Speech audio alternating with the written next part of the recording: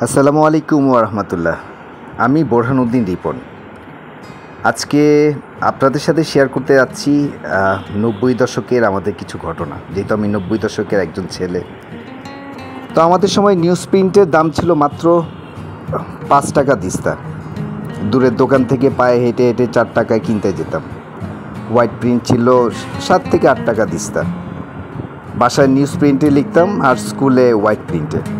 খালি ঠোঙ্গা, সিমেন্টের কাগজের বস্তা, শক্ত যে কোনো কাগজ, ক্যালেন্ডারের পাতা কভার দিয়ে রঙিন সুতায় বাঁধাই করতাম নিউজ প্রিন্টের খাতাগুলো। দোকান থেকে বাঁধাই করা খাতা কেনাটা ৯০ দশকের মধ্যবিত্ত পরিবারের জন্য একটা বিলাসিতাই ছিল। কালে ভদ্রে কিনে দিত বাবা মারা। অল্প কয়টা খাতার কথা মনে আছে, যাতে ম্যাকগাইভার, ম্যারাডোনা, সিনবাদ, টিপু সুলতানের ফটো ছবি আঁকা ছিল। কদিন পরে দিস্তা কাগজের পর টাকা চাইতে গেলেই শুনতে হতো অনেকগুলো কথা। এই তো সেদিন না কিনে দিলাম। গ্লাসের পানি ঢেলে কতবার যে নিউজ প্রিন্ট খাতা ফুলিয়ে ঢোল করে ফেলেছিলাম, আর ওইটা অনুশোচনায় ভুগতাম, কেন এমন করলাম। এখন নতুন খাতার জন্য টাকা চাইবো কিভাবে? নিজের কাছেই তখন প্রচণ্ড লজ্জা লাগতো। ভেজা খাতা তারে ঝুলিয়ে ঝুলিয়ে চুলার উপর শুকিয়ে ব্যবহারও করতে হতো অনেক সময়। কদিন পর পর খাতা, কলম, পেন্সিলের জন্য টাকা আব্বার কাছে চাইতে গেলে আব্বার মুখটা কালো হয়ে যেত, মলিন হয়ে যেত। তখনকার পিতামাতার উপার্জনের অঙ্কটা এই সময় সন্তানদের সেই রেস্টুরেন্টে এই বন্ধুবান্ধবদের নিয়ে উড়িয়ে দেয়া ভোজন বিলাসিতার সমান।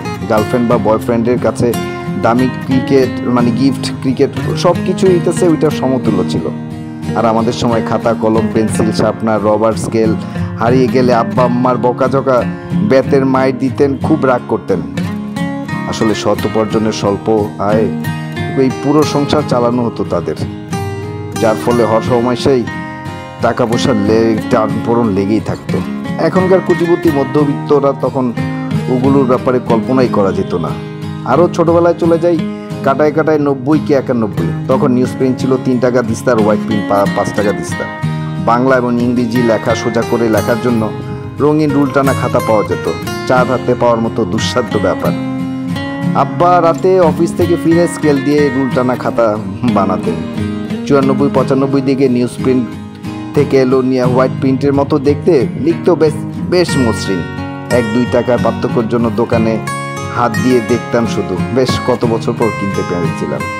দোকানে ঘুরে ঘুরে কম মূল্যের নিউজ প্রিন্ট দিস্তার ১ টাকা বাঁচিয়ে আম্মার হাতে যখন তুলে দিতাম, মনে হতো যেন উপার্জনের অনেক টাকা তুলে দিচ্ছি।